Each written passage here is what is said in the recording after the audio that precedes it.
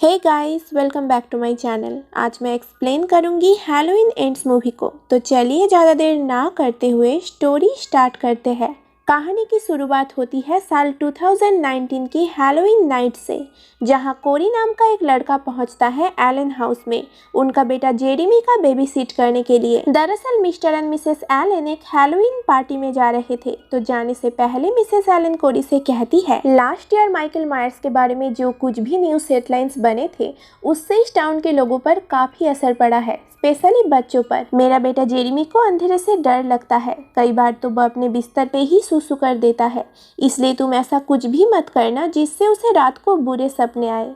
कहकर वो लोग पार्टी के लिए निकल जाते हैं। इधर जेरेमी एक डिस्टर्बिंग मूवी देख रहा था। कोरी उससे पूछता है, क्या तुम्हें डर नहीं लगता? रिप्लाई में जेरेमी कहता है, नहीं, पर शायद तुम्हें डरना चाहिए क्योंकि माइकल मायर्स तुम्हें मारने आ रहा है। यहाँ जेरेमी कोरी के साथ काफी रूड बिहेव करने लगता है, जिससे तंग होकर कोरी किचन में चला जाता है। फ्रिज में कई सारे बियर्स की बोतल थे, मगर कोरी चॉकलेट मिल्क पिक करता है। तभी उसे कुछ सामान गिरने की आवाजें आती है। बाहर आकर चेक करने पर लैंप गिरा हुआ था और जेरेमी भी गायब हो चुका था। कोरी उसे घर के चारों तरफ ढूंढने लगता है और तभी उसे घर के टॉप फ्लोर से जेरेमी की चीखें सुनाई देती है। ऊपर जाते टाइम सीढ़ियों पर एक चाकू भी पड़ा था, जिसे देखकर कोरी को जेरेमी की कही हुई बातें सच लगने लगता है और वो सोचता है कि शायद माइकल मायर्स घर में घुस आया है। तो वो उस चाकू को उठा लेता है और एटिक में जा पहुंचता है। तभी अचानक बाहर से जेरेमी उस रूम का दरवाजा लॉक कर देता है, जिसका मतलब ये सब एक प्रैंक था। कोरी उसे दरवाजा खोलने के लिए कहता है, लेकिन जेरेमी उसे माइकल मायर्स का नाम लेकर डराने लगता है। यहाँ कोरी सच में डर चुका था। गुस्सा होकर वो जेरेमी से कहता है कि मैं तुम्हें मार डालूंगा। इतने में मिस्टर एंड मिसेस एलन भी घर पहुंच चुके थे। तभी कोरी एक लात मार के दरवाजा तोड़ देता है, जिसके धक्के से जेरेमी टॉप फ्लोर से नीचे गिर जाता है और हड्डी पसली टूटने के कारण उसका डेथ हो जाता है। मिस्टर एंड मिसेस एलन भागकर जेरेमी के पास आते हैं और उसे मरा हुआ देख बहुत रोने लगते हैं। तभी मिसेस एलन कोरी के हाथ में वो चाकू देखती है और ये देखकर वो कोरी को ही जेरेमी के मौत के लिए ब्लेम करने लगती है। थोड़ी देर में पुलिस भी वहां पहुंच जाते हैं और कोरी को अरेस्ट कर लेते हैं। अपनी सफाई में वो सिर्फ इतना कहता है कि ये बस एक एक्सीडेंट था, मैंने उसे नहीं मारा। इसके बाद सीन शिफ्ट होता है 3 साल बाद, जहां मूवी के main character Laurie Michael Myers के बारे में एक बुक लिख रही थी। इसमें वो बताती है कि हैडनफील्ड एक पीसफुल टाउन था, लेकिन बहुत साल पहले एक हैलोवीन नाइट को सब कुछ खत्म हो गया।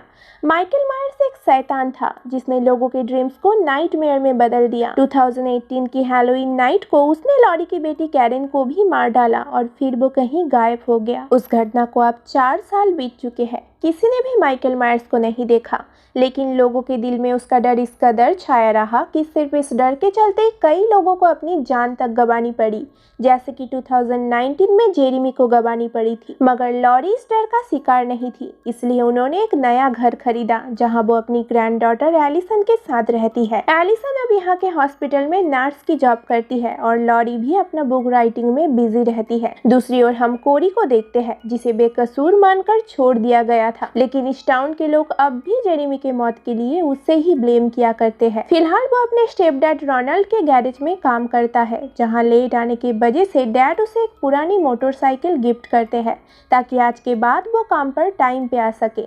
इसे पाकर कोरी भी काफी खुश था। इधर एलिसन जब अपनी ड्यूटी पर जा रही थी, तब उसे डक नाम का एक पुलिस ऑफिसर रोक लेता है। दरअसल कुछ टाइम पहले ये दोनों एक दूसरे को डेट कर रहे थे, मगर अब इनके बीच कोई रिश्ता नहीं है। वो दोनों जिस ब्रिज के ऊपर बात कर रहे थे, ठीक उसी के नीचे हम एक सुअर देखते हैं, जहां पड़े सामान को एक होमलेस आदमी डस्टबिन में डाल देता है। वहीं पास ही के एक स्टोर से कोरी चॉकलेट मिल्क खरीदता है और उसे पीते हुए बाहर आता है। तभी उसके पास टेरी नाम के एक टीनेजर अपने दोस्त बिली, मार्गो और स्टेसी के साथ आता है। यहाँ टेरी अपना आईडी लाना भूल गया था, जिस वजह से वो कोरी को उनके लिए बियर लाकर देने के लिए कहता है, मगर कोरी इस चीज के लिए राजी नहीं होता। वो साफ मना कर देता है उसे। तब टेरी अपने दोस्तों के साथ मिलकर कोरी से कहता है, तुम वो ही साइको बेबी सिटर हो ना, जिसने जेरेमी नाम के बच्चे को मार डाला था? कहकर वो लोग कोरी को बुली करने लगते हैं। गुस्सा होकर कोरी अपने हाथ में रखा मिल्क की बोतल क्रश कर देता है। बोतल टूटने से टेरी के कपड़े भी गंदे हो चुके थे,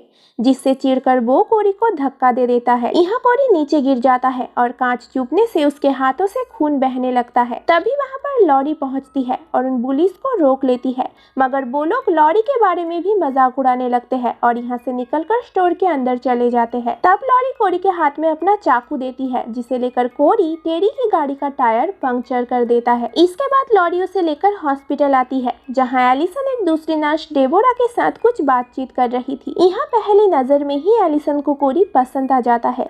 जब डॉक्टर मैथ्यूज कोरी के ड्रेसिंग कर रहे थे, तब कोरी की ही गलती से कुछ सामान गिर जाता है, जिसे देखकर डॉक्टर मैथ्यूज एलिसन के ऊपर भड़क जाते हैं और उसे डांटकर यहाँ से निकल जाते हैं। उनके इस बर्ताव से कोरी को भी एलिसन के लिए बुरा लग रहा था। वो एलिसन से कहता है, आपको उनकी ऐसी बातों को सहन नहीं करना चाहिए। जवाब में एलिसन कहती है, मैं इससे भी बुरी चीजों को झेल चुकी हूँ। कोरी को थैंक यू कहकर वो बताती है, दरअसल मुझे प्रमोशन चाहिए, इसलिए ही मैं ये सब टॉलरेट कर रही हूँ। बातों ही बातों में उन दोनों के बीच दोस्ती हो जाता है और वो लोग साथ मिलकर टाइम बिताने की भी प्लानिंग करते हैं। घर आकर एलिसन को पता चलता है कि लॉरी ने जानबूझकर ही उन दोनों को मिलवाया था, ताकि कोरी के साथ वो अपनी एक नई जिंदगी की शुरुआत कर सके। रात को जब कोरी अपने मॉम डैड के साथ डिनर कर रहा था, तब उसके पास एलिसन की मैसेज आती है, जो कि उसे कॉस्ट्यूम पार्टी के लिए इनवाइट कर रही थी। खाना छोड़कर वो एलिसन के साथ चैटिंग में बिजी था। ये देख उसकी मॉम जोआन उसे इस बारे में पूछने लगती है, लेकिन कोरी उन्हें कुछ नहीं बताता, जिसके चलते जोआन उस पर गुस्सा हो जाती है। नेक्स्ट मॉर्निंग एलिसन कोरी से मिलने आती है और यहाँ वो कोरी से बाइक चलाना भी सीख रही थी। तभी उनकी गैरेज में टेरी और उसके डैड आते हैं अपनी गाड़ी को फिक्स करवाने के लिए। यहाँ टेरी के डैड उस पर काफी गुस्सा कर रहे थे, जिसे देख कोरी समझ जाता है कि टेरी के डैड टेरी को कुछ खास पसंद नहीं करते, क्योंकि वो है ही ऐसा। दूसरी तरफ मॉल में लॉरी की मुलाकात फ्रैंक से होती है। वो दोनों एक दूसरे के साथ फ्लर्टिंग कर रहे थे। यहाँ हमें पता चलता है कि माइकल मायर्स के बारे में बुक लिखने का आइडिया भी फ्रैंक ने ही दिया था। थोड़ी देर बातचीत करने के बाद जब लॉरी मॉल से बाहर निकलती है, तब उसके पास एक औरत अपनी बहन के साथ आती है, जो कि माइकल मायर्स का ही एक विक्टिम थी। वो औरत अपनी बहन की इस हालत के लिए लॉरी को ब्लेम करने लगती है और कहती है कि तुमने ही माइकल मायर्स को उकसाया था, जबकि तुम्हें उसे अकेला छोड़ देना चाहिए था। ये सब सुनकर लॉरी काफी अपसेट हो जाती है और वहाँ से चली जाती है। शाम को एलिसन कोरी को लेकर कॉस्ट्यूम पार्टी में आती है, जहाँ कोरी भी उसके साथ काफी एंजॉय करने लगा था। इसी दौरान उसकी मुलाकात मिसेस एलन से हो जाती है और एक बार फिर से वो अपने बेटे की मौत के लिए कोरी को ब्लेम करने लगती है और सबके सामने उसकी इंसल्ट भी कर देती है। इस चीज से दुखी होकर कोरी पार्टी से बाहर आ जाता है। एलिसन भी उसके पीछे आती है और उसे शांत करने की कोशिश करती है, मगर कोरी उल्टा उसी पर गुस्सा होकर कहता है, इस टाउन के लोग मुझे एक मॉन्स्टर समझते हैं और तुम्हें एक सर्वाइवर।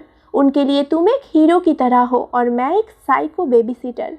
मुझे कैसा फील होता है तुम कभी समझ नहीं पाओगी, कहकर कोरी वहाँ से निकल जाता है। देर रात को पैदल ही वो अपना घर वापस आ रहा था। तभी वहाँ पर टेरी अपने दोस्तों के साथ पहुँचता है और एक बार फिर से उसे बुली करने लगता है। हालांकि मार्गो उन्हें रोकने की कोशिश करती है, मगर बाकी लोग उसकी बात नहीं मानते। इस बार कोरी भी गुस्सा हो जाता है। टेरी पर बैकफायर करते हुए वो भी उसे काफी बुरा भला बोल रहा था, जिसके चलते उन दोनों के बीच हाथापाई शुरू हो जाता है और टेरी कोरी को ब्रिज से नीचे फेंक देता है। ग्रुप के बाकी मेंबर कोरी की हेल्प करना चाहते थे, लेकिन शायद कोरी मर चुका है सोचकर टेरी अपने दोस्तों को लेकर वहाँ से निकल जाता है। उनके जाते ही कोई आकर कोरी को उसी सुअर के अंदर घसीट कर ले जाता है। ये सब वो होमलेस आदमी भी देख रहा था। कोरी अब तक बेहोश था। सुबह जब उसकी नींद खुलती है, वो इस जगह से निकलने लगता है, मगर तभी हम देखते हैं माइकल मायर्स को, जो कोरी को पकड़ के उसका गला दबाने लगता है। कोरी जब अपने आप को फ्री करने की कोशिश कर रहा था, तब माइकल कोरी के आंखों में देखता है और उसे कोरी का पूरा बैक स्टोरी दिख जाता है। ये देखकर माइकल मायर्स उसे छोड़ देता है और कोरी वहाँ से भाग निकलता है। बाहर आकर वो उस सुअर के अंदर झांक रहा था, तभी पीछे से वो होमलेस आदमी उसे दबोच लेता है और कहता है, तुमने जिस इंसान को देखा वो लोगों को अंदर ले जाकर मार डालता है, तो फिर उसने तुम्हें क्यों जीने दिया। साथ ही साथ वो कोरी से ये भी कहता है कि तुम दोबारा अंदर जाओ और मेरे लिए वो मास्क लेकर आओ, जिसे पहनकर मैं माइकल मायर्स बनूंगा। कहकर वो अपने पॉकेट से चाकू निकालता है और कोरी को धमकाने लगता है, मगर इससे पहले कि वो कोरी को कोई भी चोट पहुंचाता, कोरी उसे उसी की चाकू से स्टैब करके मार डालता है। इस बार उसने सच में एक मर्डर किया, मगर उसके बर्ताव से ऐसा नहीं लगता कि उसे इस चीज का जरा सा भी गिल्ट है। घर लौटने पर मॉम उस पे चिल्ला रही थी, मगर कोरी उन्हें इग्नोर करके सीधा बाथरूम में जाता है और आईने में अपने आप को देखने लगता है। दूसरी तरफ हॉस्पिटल में एलिसन को मिलने वाला प्रमोशन डेव को मिला था, जिसे सुनकर एलिसन काफी मायूस हो जाती है। दोपहर को लॉरी जब खिड़की के पास आती है तब वो अपने घर के बाहर कोरी को देखती है,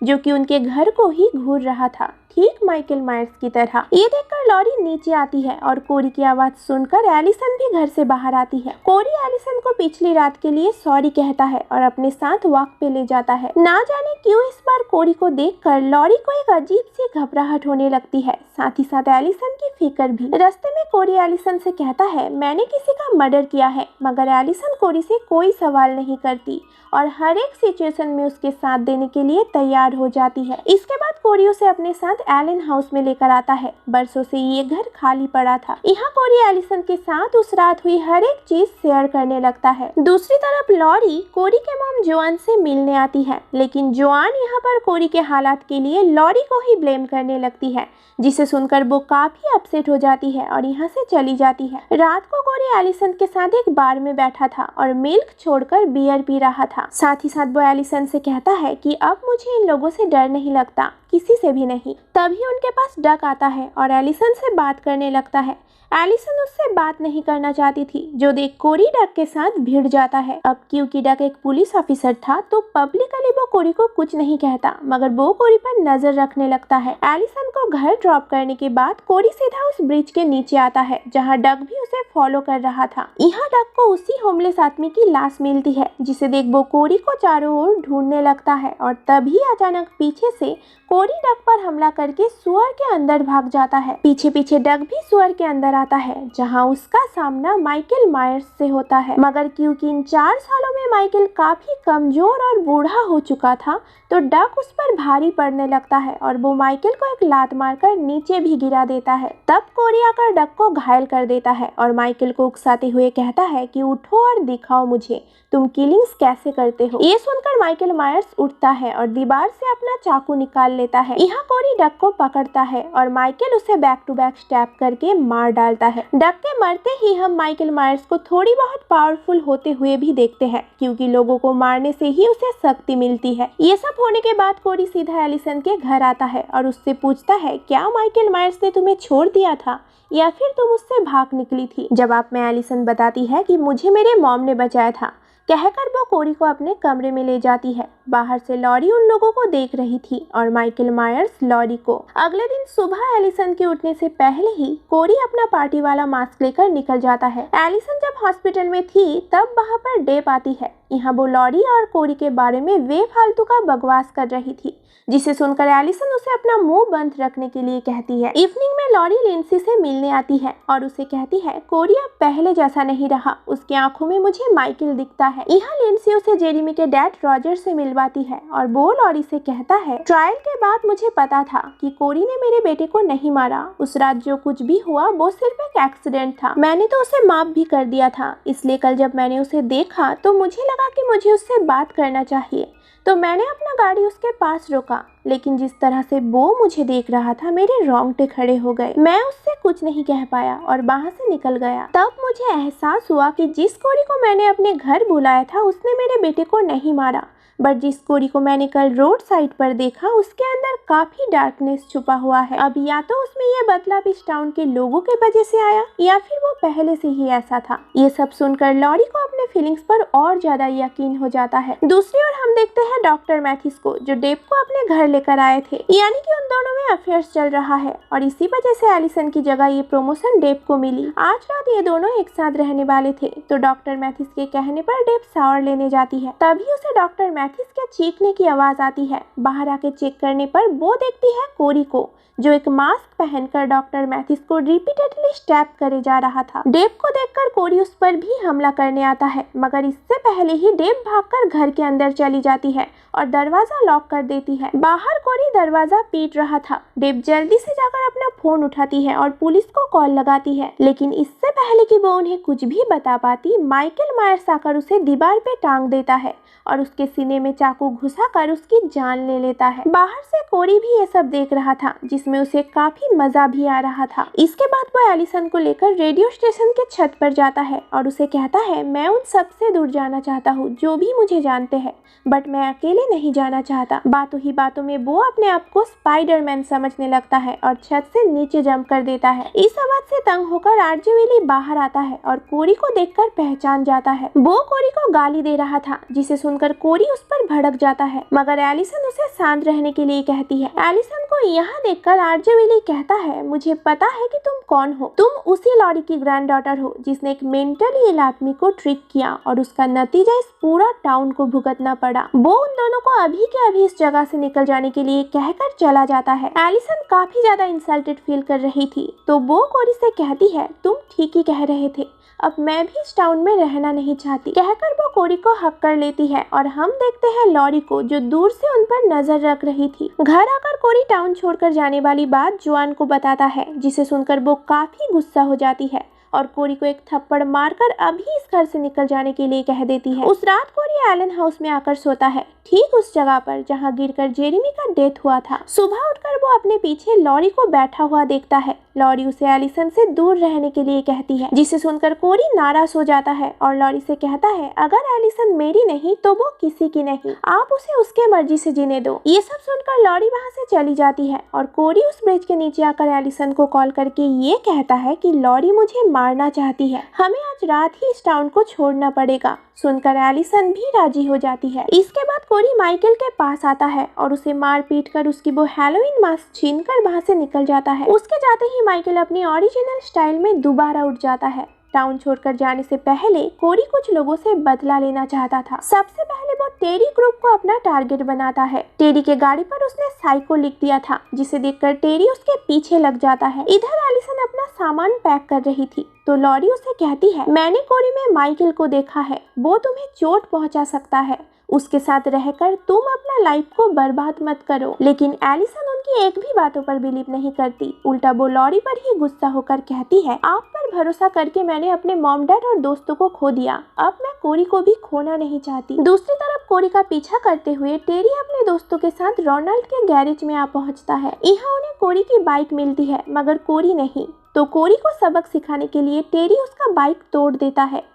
तभी वो नोटिस करता है कि बिली वहाँ पर नहीं है। बिली को ढूंढते हुए टेरी अपने गाड़ी के पास आता है। गाड़ी के अंदर बिली की लाश पड़ा था, जिसे देखकर वो तीनों काफी घबरा जाते हैं। तभी कोरी एक ट्रक लेकर मार्गो और स्टेसी को अपना टारगेट बनाता है। स्टेसी भागने में कामयाब होती है, मगर मार्गो गाड़ी के नीचे आ जाती है। वो अब तक जिंदा थी, इसलिए स्टेसी उसकी मदद करने आती है। तभी पीछे से कोरी आकर स्टेसी को मार डालता है। टेरी भागकर रोनाल्ड के पास आता है और उनसे मदद मांगता है। सब कुछ सुनने के बाद रोनाल्ड उसे एक राइफल देते हैं और खुद एक पिस्तौल लेकर बाहर आते हैं। यहाँ मार्गो हेल्प के लिए चिल्ला रही थी, तो रोनाल्ड उसके पास जाते हैं, जहाँ वो अपने पीछे माइकल के कॉस्ट्यूम में कोरी को देखते हैं। टेरी ने भी उसे अपना गन पॉइंट पे ले लिया था। उसे रोकने के लिए रोनाल्ड सामने आ जाते हैं, मगर टेरी ने ऑलरेडी फायर कर दिया था, जिस वजह से गोली सीधा रोनाल्ड के हेड पर लगता है और यहाँ वो भी मारे जाते हैं। कोरी कहीं दिख नहीं रहा था, तो इस मौके पर टेरी मार्गो के पास आता है। तभी पीछे से कोरी उस पर हमला कर देता है। वेल्डिंग मशीन ऑन करके वो टेरी के मुंह में डाल देता है, जिस वजह से टेरी की फेस पिघलने लगता है और यहाँ उससे भी एक दर्दनाक मौत मिलती है। ये सब देखकर मार्गो चिल्ला रही थी। तब कोरी उसे भी नहीं छोड़ता और अपने पैरों से उसकी फेस बुरी तरीके से कुचल देता है। यहाँ से निकलकर वो सीधा अपने घर पहुँचता है और किचन से एक चाकू उठाकर जोआन की भी जान ले लेता है। फिर वो आता है रेडियो स्टेशन। यहाँ पहले वो आरजे विली की असिस्टेंट को मारता है और फिर आता है आरजे विली के पास। उसे बुरी तरीके से पीट कर वो उसका जुबान भी काट देता है, जिससे आरजे विली भी मारा जाता है। अब बारी थी लॉरी की। उसे मारने के लिए कोरी रेडियो स्टेशन से निकल पड़ता है। दूसरी दूसरी तरफ एलिसन कोरी को लेने उसके घर पहुंचती है, मगर कोरी को ना पाकर वो एक कैफे में आकर बैठती है और कोरी को मैसेज करने लगती है, पर उसे कोई भी रिस्पॉन्स नहीं मिलता। इधर लॉरी भी कंटिन्यूअसली उसे कॉल कर रही थी, पर एलिसन कॉल रिसीव नहीं करती। तब लॉरी उसके लिए एक वॉइस मेल भेजती है, जहां वो एलिसन से घर वापस लौटने के लिए कह रही थी। घर में लॉरी काफी ज्यादा अपसेट थी। वो ड्रिंक करने लगती है और तभी उन्हें अपने घर में किसी के प्रेजेंस फील होता है, पर वो ज्यादा ध्यान नहीं देती और लॉकर से अपना पिस्तौल निकालती है। साथ ही साथ पुलिस को कॉल करके एक सुसाइड रिपोर्ट भी लिखाती है। इसके बाद वो अपना पिस्तौल उठाती है और अपने आप को शूट कर लेती है। गन फायर सुनकर घर में छुपा कोरी बाहर आता है और देखता है कि लॉरी ने अपने आप को नहीं, एक पंपकिन को शूट किया था। तभी अचानक लॉरी उसके सामने आकर कहती है, तुम्हें सच में लगा कि मैं सुसाइड करूंगी? कहकर वो कोरी को बैक टू बैक 2 गोली मार देती है, मगर वो उसे जान से नहीं मारती, क्योंकि ये सब एक ट्रैप था जिसे लॉरी ने कोरी के लिए सेट किया ताकि एलिसन को उसकी असलियत दिखा सके। वो कोरी से कहती है, तुम मुझे मारने आए हो ना, तो मारो मुझे। कहकर वो अपना पिस्तौल फेंक देती है। कोरी भी अपना चाकू उठा लेता है, मगर तभी उन दोनों को एलिसन के गाड़ी की आवाज आती है, जो कि घर के बाहर तक आ चुकी थी। लॉरी कहती है, तुम्हें सच में लगता है कि ये सब देखने के बाद एलिसन तुम्हारे साथ रहेगी? सुनकर कोरी समझ जाता है कि वो फंस चुका है, इसलिए वो एक दूसरा चाल चलता है। पागलों की तरह हंसते हुए वो लॉरी से कहता है कि अगर वो मुझे नहीं मिली, कहकर वो खुद को ही स्टैप कर लेता है। इस चीज के लिए लॉरी बिल्कुल भी प्रिपेयर्ड नहीं थी। परेशान होकर वो उसके बॉडी से चाकू निकाल लेती है। उसी टाइम एलिसन भी घर में एंटर करती है और सारा नजारा देखकर वो रोते हुए लॉरी को ब्लेम करने लगती है और दोबारा घर छोड़कर चली जाती है। इस पॉइंट पर लॉरी को भी पता था कि अब वो एलिसन को समझा नहीं पाएगी, तो वो दुखी होकर एक कोने में बैठ जाती है। तभी उन्हें किसी और की फुटस्टेप सुनाई देता है, जो घर में एंटर कर रहा था। ये और कोई नहीं, माइकल मायर्स था, जो सीधा कोरी के पास आता है। कोरी अब तक जिंदा था। यहाँ माइकल उसका गर्दन तोड़कर उसे मौत की घाट उतार देता है, क्योंकि वो माइकल मायर्स का बॉस बनने की कोशिश कर रहा था। इसके बाद माइकल अपना मास्क उठाकर पहन लेता है और लॉरी को घर में चारों ओर ढूंढने लगता है। दूसरी तरफ एलिसन जब शहर छोड़कर जा रही थी, तब उसे रेडियो स्टेशन जलता हुआ दिखता है और फ्रैंक भी उसे कॉल करके बताते हैं कि लॉरी ने एक सुसाइड रिपोर्ट लिखवाया है। ये सब सुनने के बाद एलिसन को लॉरी पर विश्वास हो जाता है और वो अपने घर की तरफ निकल पड़ती है। इधर लॉरी को ढूंढते हुए माइकल किचन तक आता है, जहाँ लॉरी एक कोने में छुपकर बैठी थी। जैसे ही माइकल उसके पास आता है, वो अचानक से बाहर निकलती है और माइकल पर अटैक कर देती है। यहाँ उन दोनों में तगड़ा फाइट शुरू हो जाती है, जहाँ पहले तो माइकल मायर्स लॉरी पर भारी पड़ रहा था, लेकिन आखिर में लॉरी उसे ओवरपावर करके उसके दोनों हाथ टेबल के साथ पिन कर देती है। साथ ही साथ फ्रिज को भी माइकल के पैरों में गिरा देती है, जिसके चलते वो बुरी तरीके से फंस जाता है। तब लॉरी ड्रॉअर से एक बड़ा सा चाकू उठाती है और माइकल के बॉडी में स्टैब कर देती है। इसके बाद वो माइकल की मास्क हटाती है और उसका फेस देखकर ये कहती है, मैंने सोचा था कि शायद तुम एक बूगीमैन हो,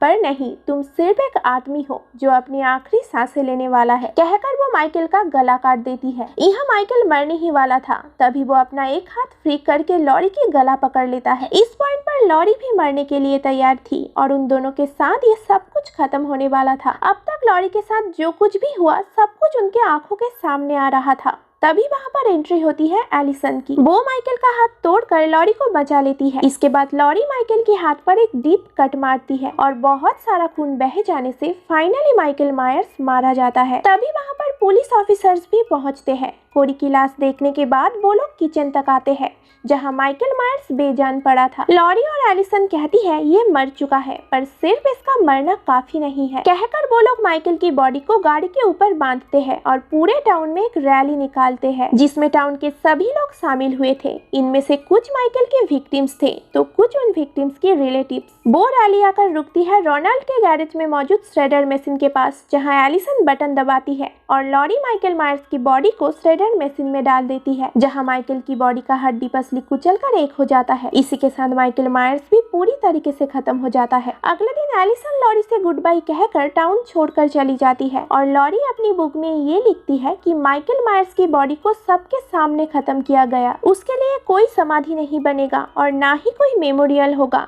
टाइम के साथ साथ उसकी यादें भी लोगों के दिलो दिमाग से मिट जाएगा। आखिर में लॉरी ये भी लिखती है कि मैंने अपने बूगीमैन को गुड बाय कहा, मगर सच तो ये है कि एविल कभी मरता नहीं, बस अपना भेष बदलता है। लिखकर वो अपनी बुक राइटिंग कंप्लीट करती है। यहाँ ऑफिसर फ्रैंक लॉरी से मिलने आते हैं और वो दोनों साथ बैठकर बातें करने लगते हैं। तभी हमें माइकल मायर्स का हैलोवीन मास्क दिखाया जाता है जो कि लॉरी के घर में ही पड़ा था। इसी के साथ इस मूवी का भी दी एंड होता है।